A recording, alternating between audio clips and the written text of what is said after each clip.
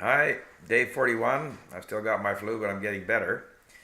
Um, Language learning is an endurance contest, as I've said.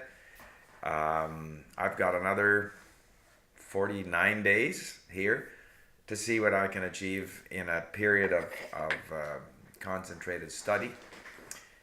But I think it's important not to put, as I've said before, not to put undue pressure on oneself.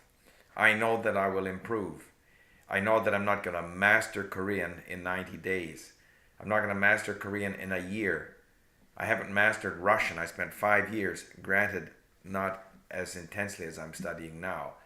I really haven't. I guess the only language that I speak at what I would call like a really advanced level is French. I can pick up any book, literature, anything. I can have a conversation on anything.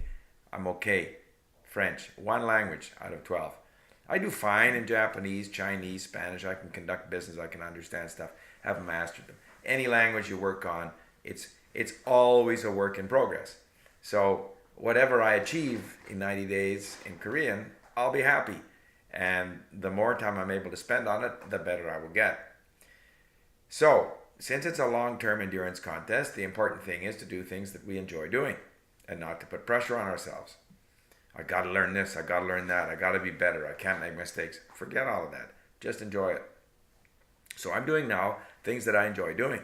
And at this stage, I'm particularly enjoying doing the following. Reading articles on Chosun Ilbo, which I import into Link, save words, look up the Chinese characters if they're available for different words. All of this is helping me get a feel for how the language works, how they use Chinese characters. I'm tagging some connector words so that I can review those. I have this general sense of how the grammar works, and I notice some of these patterns as I'm reading. So that's one activity. And that's basically in two stages. One, on the computer, saving new words, creating links for them, so that I can then go and read it on my iPad, where it's a little more pleasant to read using the iLink app. So that's one activity.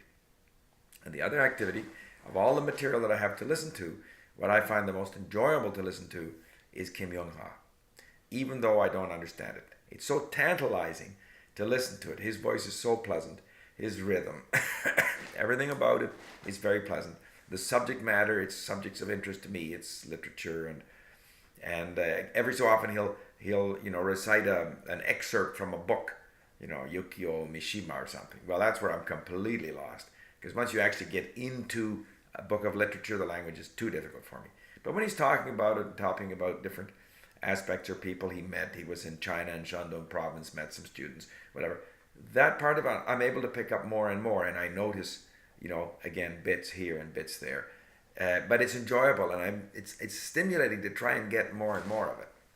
And that's what I'm going to do, and I'm happy, and I put in the time until I get tired of doing that. I might occasionally review some of these grammar patterns, but mostly that's it. And I'll talk to people. But it's those two things. What would be phenomenal for me?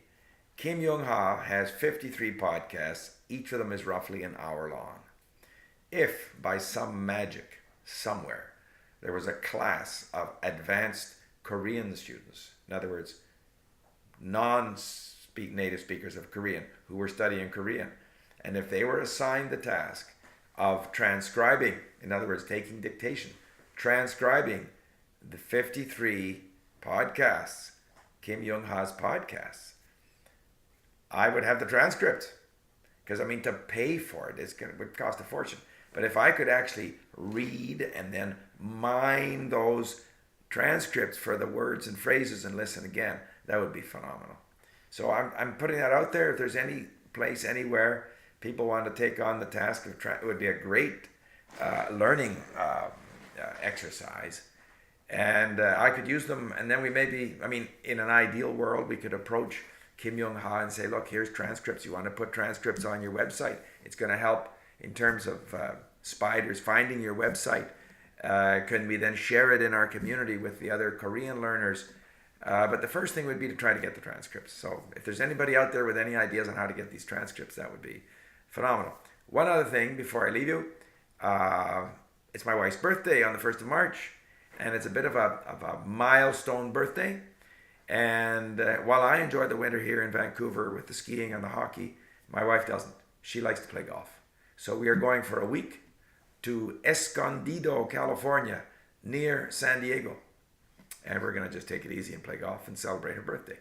If anyone is in the San Diego area, we could even meet up there. I don't know. So I will be attempting, hopefully the Wi-Fi connections there are good, and I will be continuing to study my Korean, and hopefully we'll make some videos, and hopefully my flu thing, situation improves. So there you have it. It's day 41, and I'm just going to press on with what I enjoy doing. And I really enjoy I've mentioned before, it's that you get that key content where you like the voice, the rhythm, and that's going to get you, because it's the rhythm of the language. If you've got the rhythm, you start saying things correctly, your pronunciation improves. That's what Kim Youngha's content seems to be doing for me right now, except I don't have the transcripts. Okay.